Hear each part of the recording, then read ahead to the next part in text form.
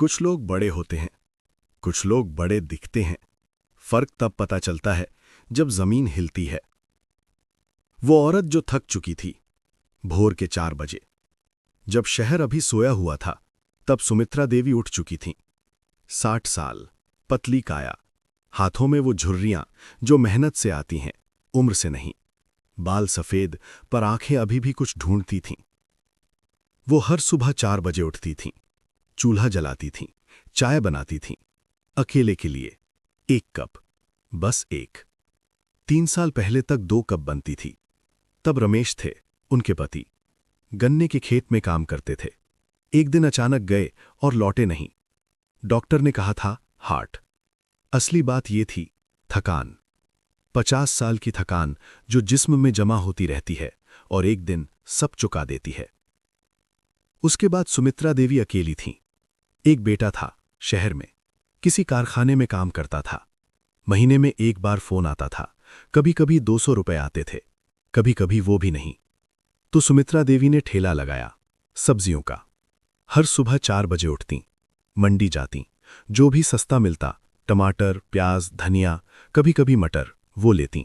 फिर शहर के उस चौक पर आतीं जहां सुबह सुबह लोग निकलते थे, बेचतीं। रोज का 200-250 रुपया। इसी से आटा आता था, इसी से दवाई आती थी घुटनों की, इसी से जिंदगी चलती थी। उस सुबह भी वो आई थीं। ठेला लगाया, टमाटर सजाए, धनिया की गट्ठर रखी, एक छोटी तराजू। पहली सवारी आई, एक बुजुर्ग आदमी, आधा किलो टमाटर लिया। दूसरी सवारी, एक घरेलू महिला, प्याज और धनिया। सुमित्रा देवी के चेहरे पर हल्की मुस्कान थी। आज का दिन ठीक जाएगा। तभी एक गाड़ी आई, काली, नई, शीशे काले। गाड़ी से 2 आदमी उतरे।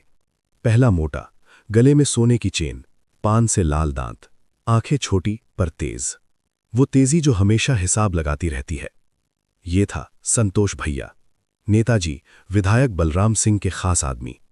इस पूरे इलाके में उनकी दुकानें थीं, उनके आदमी थे। उनकी मर्जी से बाजार खुलता था और उन्हीं की मर्जी से बंद होता था। दूसरा पतला, काला चश्मा, हाथ में मोटी लाठी। संतोष भैया सुमित्रा देवी के ठेले के पास रुके। माँ जी? सुमित्रा देवी ने ऊपर देखा। ये जगह अब हमारी है। एक पल सन्नाटा। क्या मतलब? सुमित्रा देवी की आवाज धीमी थी। मतलब साफ है। संतोष भैया ने आसपास देखा, फिर नीचे झुके, जैसे कोई राज बता रहे हों। नेताजी इस चौक पर अपना शोरूम खोलने वाले हैं। परमिट आ जाए, यहां से तुम्हें हटना होगा। ये मेरी जगह है, 10 साल से यहां हूं। थी। संतोष भैया सीधे हुए। अब नहीं है। सुमित्रा देवी के हाथ कांपे। मेरे पास और कोई काम नहीं है, यही ठेला है। हमारी समस्या नहीं। मेरा पति नहीं रहा, बेटा दूर है, यही। माँ जी, संतोष भैया की आवाज बदली। अब उसमें वो रस नहीं था, अब एक धार थी। हमें एक बार बोलते हैं, समझदार लोग एक बार में समझ जाते हैं। पर मैं जाऊंगी कहां? संतोष भैया ने पीछे खड़े अपने आदमी को इशारा किया। उसने आकर सुमित्रा देवी का ठेला पकड़ा और एक झटके में पलट दिया। टमाटर सड़क पर बिखर गए, धनिया उड़ गई, तराजू गिरी और उसका एक पलड़ा टूट गया। सुमित्रा देवी घुटनों के बल बैठ गईं, जमीन पर बिखरी सब्जियां समेटने लगीं। उनकी आंखों से आंसू नहीं आए, वो रोने से परे जा चुकी थीं। वो लड़की जो दिखती कुछ और थी। उस चौक से कुछ दूर, एक चाय की दुकान के बाहर, एक लड़की बैठी थी। साधारण कपड़े, खाकी रंग का कुर्ता, नीली जीन्स, बालों में एक साधारण क्लिप, कंधे पर एक पुराना थैला। वो पिछले आधे घंटे से वहां बैठी थी, चाय पी रही थी, नोटबुक में कुछ लिख रही थी, लोगों को देख रही थी, पर इस तरह जैसे देख नहीं रही। उसने सुमित्रा देवी को देखा, उसने संतोष भैया को देखा, उसने ठेला पलटते देखा, उसने सुमित्रा देवी को जमीन पर देखा। उसने नोटबुक बंद की, चाय का अधूरा कप रखा और उठ गई। भैया, संतोष भैया ने मुड़कर देखा। एक लड़की, साधारण, कोई खास नहीं। क्या है ये? क्या था अभी? संतोष भैया ने उसे ऊपर से नीचे देखा। तू कौन है? एक नागरिक। संतोष भैया हंसे। पीछे खड़े आदमी ने भी हंसी दबाई। नागरिक? संतोष भैया ने फिर कहा, बड़ी नागरिक है, चल अपने घर। इन्होंने क्या किया था? इनकी जगह इनकी थी, अब नहीं है। किस कानून में लिखा है? संतोष भैया का चेहरा बदला। सुन लड़की, वो एक कदम आगे आए। तू नहीं जानती यहां का कानून कौन लिखता है। चुपचाप जा, वरना इन बुढ़िया के साथ तू भी। वरना क्या? ये आवाज शांत थी, इतनी शांत कि संतोष भैया एक पल रुक गए। वो शांति जो डर से नहीं आती, जो इस बात से आती है कि सामने वाले को पता है अंत में क्या होगा। तू समझती नहीं, संतोष भैया ने कहा। नेताजी का नाम सुना है? विधायक बलराम सिंह, ये उनका इलाका है। और ये जिला? लड़की ने पूछा। ये भी। तो इस जिले की डीएम का नाम सुना है? संतोष भैया रुके। नाम? क्यों? तू डीएम की रिश्तेदार है?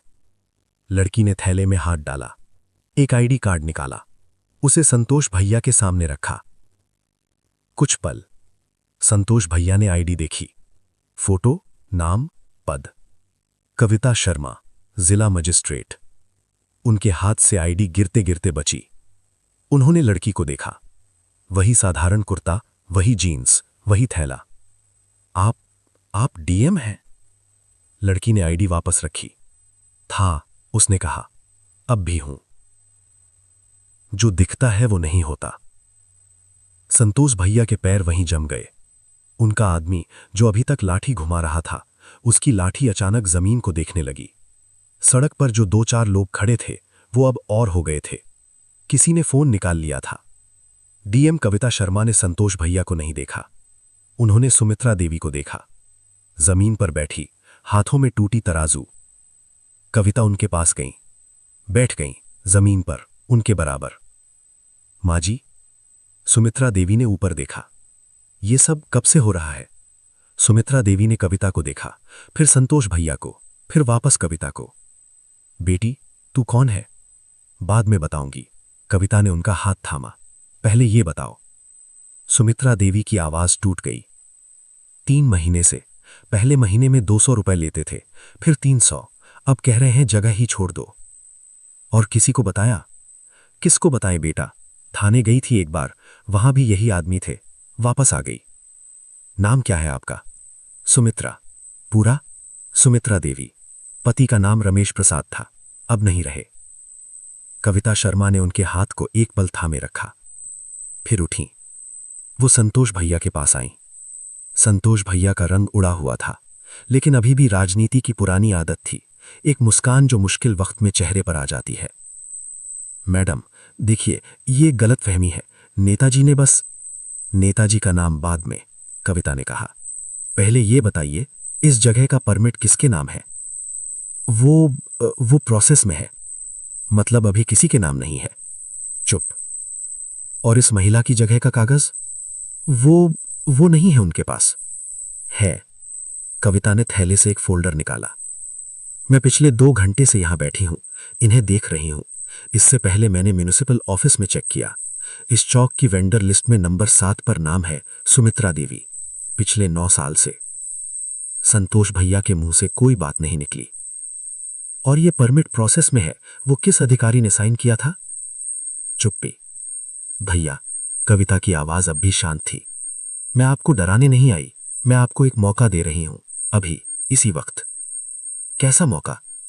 इनकी टूटी तराजू ठीक करवाइए, जो सब्जी बिखरी है उसका हिसाब दीजिए, और इस जगह से अपना कदम हमेशा के लिए वापस लीजिए। संतोष भैया हंसे, पर हंसी में दम नहीं था। मैडम, नेताजी को पता चला तो? नेताजी को जरूर बताइएगा, कविता ने कहा। और साथ में यह भी बताइएगा कि उनके शोरूम का परमिट किस अधिकारी ने किस फाइल में दबाकर रखा था। वो फाइल अभी मेरी टेबल पर है। एक लंबी चुप्पी। संतोष भैया ने अपने आदमी को देखा। आदमी ने जमीन देखी। संतोष भैया ने जेब में हाथ डाला, 500 का एक नोट निकाला, सुमित्रा देवी की तरफ बढ़ाया। सुमित्रा देवी ने हाथ नहीं बढ़ाया। कविता शर्मा ने नोट को देखा। ये नहीं तो? तराजू ठीक होगी कारीगर से, बिखरी सब्जी का हिसाब आज की मंडी रेट से, और एक लिखित माफी। माफी? संतोष भैया का स्वर बदला। माफी, कविता ने दोहराया, इन्हें इनके सामने। भीड़ और बढ़ गई थी, फोन और निकल आए थे। संतोष भैया ने चारों तरफ देखा। फिर उन्होंने कुछ सोचा। 50 साल की राजनीति में जीना सिखाती है, ना कि सही करना। वो सुमित्रा देवी के पास गए, हाथ जोड़े, झुके। माफ करो माँ जी। ये माफी जबरदस्ती की थी, ये माफी दिल से नहीं थी, लेकिन ये हुई सड़क पर, सबके सामने। जो बात रह गई, भीड़ छट गई। संतोष भैया की गाड़ी चली गई। सुमित्रा देवी अपना ठेला ठीक कर रही थीं। कविता शर्मा उनके पास बैठी थी। बेटी, सुमित्रा देवी ने पूछा, तू सच में डीएम है? हां। पर तू ऐसे क्यों घूम रही थी? तुझे डर नहीं लगता? कविता शर्मा रुकी एक पल। माँ जी, मेरे पिताजी किसान थे। हमारे गांव में एक पटवारी था। उसने हमारी जमीन के कागज बदल दिए। पिताजी कोर्ट में लड़ते रहे 7 साल। जब जीते तब तक खेत बिक चुका था, कर्ज उतारने के लिए। सुमित्रा देवी चुप सुनती रही। मैंने उस दिन ठान लिया था, जब भी ताकत मिलेगी उसी आदमी के लिए लगाऊंगी जो मेरे पिताजी की तरह है, जो लड़ नहीं सकता, जो थक चुका है, जो अकेला है। सुमित्रा देवी की आंखें भर आईं। इसीलिए मैं महीने में एक बार इस तरह निकलती हूं, कविता ने कहा, बिना गाड़ी, बिना गनर, बिना किसी को पता चले। क्यों? क्योंकि गाड़ी और वर्दी देखकर लोग वो नहीं दिखाते जो असल में होता है। सुमित्रा देवी ने उनका हाथ थामा। बेटी, तेरे पिताजी तेरे ऊपर बड़े खुश होंगे। कविता शर्मा ने कुछ नहीं कहा, पर उनकी आंखें नम थीं। जो दिखा नहीं। उस दिन शाम को डीएम ऑफिस में कविता शर्मा की टेबल पर 2 फाइलें थीं। पहली उस परमिट की जो संतोष भैया ने प्रोसेस में बताई थी।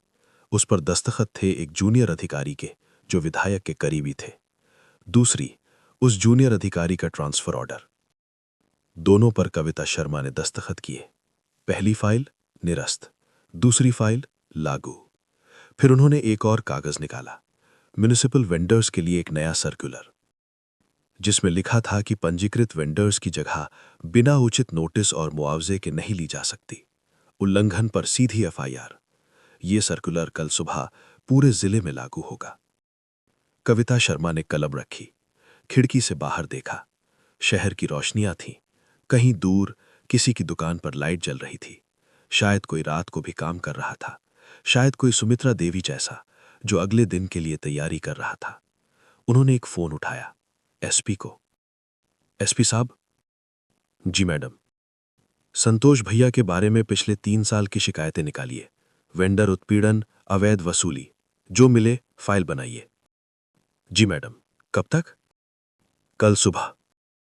फोन रखा। सुबह अगले दिन वही चौक। सुमित्रा देवी अपना ठेला लगा रही थी। नई तराजू थी, कल शाम को डीएम ऑफिस की तरफ से आई थी। साथ में एक लिफाफा, 300 रुपए, कल की बिखरी सब्जी का हिसाब। सुमित्रा देवी ने वो तराजू देखी, वो लिफाफा देखा। रात को सो नहीं पाई थी। इतने सालों में पहली बार किसी ने बिना मांगे कुछ दिया था। उसी चौक पर उस सुबह एक कागज चिपकाया गया था, म्युनिसिपल बोर्ड का नोटिस, पंजीकृत वेंडर्स के अधिकार, और नीचे एक हेल्पलाइन नंबर। सुमित्रा देवी उसे पढ़ नहीं सकती थी, उन्हें पढ़ना नहीं आता था, पर उनके बगल में एक नौजवान लड़का था चाय की दुकान का। उसने पढ़ा और बताया। सुमित्रा देवी चुप सुनती रहीं। फिर उन्होंने ठेले पर टमाटर सजाए, धनिया की गट्ठर रखी, और पहली बार कई महीनों में बिना किसी डर के वो बात जो कविता ने किसी को नहीं बताई। उस रात को कविता शर्मा अपने सरकारी बंगले में नहीं गईं। वो उसी चाय की दुकान पर गईं जहां सुबह बैठी थीं। एक चाय मांगी। दुकानदार ने पहचाना नहीं, उसने चाय दी। कविता ने वही कोना चुना जहां सुबह बैठी थीं। वो नोटबुक निकाली। उसमें एक पन्ना था जिस पर सुबह से कुछ लिखा था। सुमित्रा देवी, उम्र 60, पति गुजर चुके, ठेला 9 साल से, घुटने की दवाई जरूरी। नीचे लिखा था, क्या जानती हूं अब तक, क्या नहीं। कविता ने वो पन्ना देखा। उन्हें याद आए पिताजी, वो कोर्ट की सीढ़ियां, वो 7 साल, वो चेहरा थका हुआ, हारा हुआ, पर झुका नहीं। कविता ने नोटबुक बंद की, चाय खत्म की, उठी, बाहर की तरफ बढ़ी। दुकानदार ने पूछा, पैसे कितने? 10 रुपए। कविता ने 20 रुपए दिए। बाकी रखो। वो चली गई। दुकानदार ने देखा, उनकी पीठ, साधारण कुर्ता, जीन्स, पुराना थैला। वो नहीं जानते थे वो कौन थी। कुछ लोग ताकत को ऊंचाई से देखते हैं, कुछ लोग ताकत को नजदीक से जीते हैं। कविता शर्मा ने एक बार अपने पीए से कहा था, जिस दिन मुझे लगे कि मेरी कुर्सी मुझसे बड़ी है, उस दिन मुझे याद दिलाना। पीए ने पूछा था, क्यों मैडम? क्योंकि उस दिन मैं डीएम तो रहूंगी, पर इंसान नहीं। सुमित्रा देवी आज भी उसी चौक पर बैठती हैं, वही ठेला, नई तराजू। उन्हें नहीं पता कि जो नोटिस उस दीवार पर लगा था वो किसने लगवाया। उन्हें नहीं पता कि वो कागज जो रात को डीएम ऑफिस से साइन हुए, उनमें उनका नाम भी था। बस उन्हें इतना पता है कि संतोष भैया अब उस चौक पर नहीं आते और वो बेफिक्र होकर टमाटर बेचती हैं। बस इतना काफी है। शायद यही ताकत होती है जो दिखती नहीं पर महसूस होती है, मिट्टी की महक की तरह। ये कहानी केवल मनोरंजन और प्रेरणा के उद्देश्य से बनाई गई है। सभी पात्र, घटनाएं और संवाद पूर्णतः काल्पनिक हैं। अगर ये कहानी दिल को छू गई तो लाइक करें, शेयर करें, सब्सक्राइब करें। कमेंट में बताएं कविता शर्मा का कौन सा पल आपको सबसे ज्यादा पसंद आया।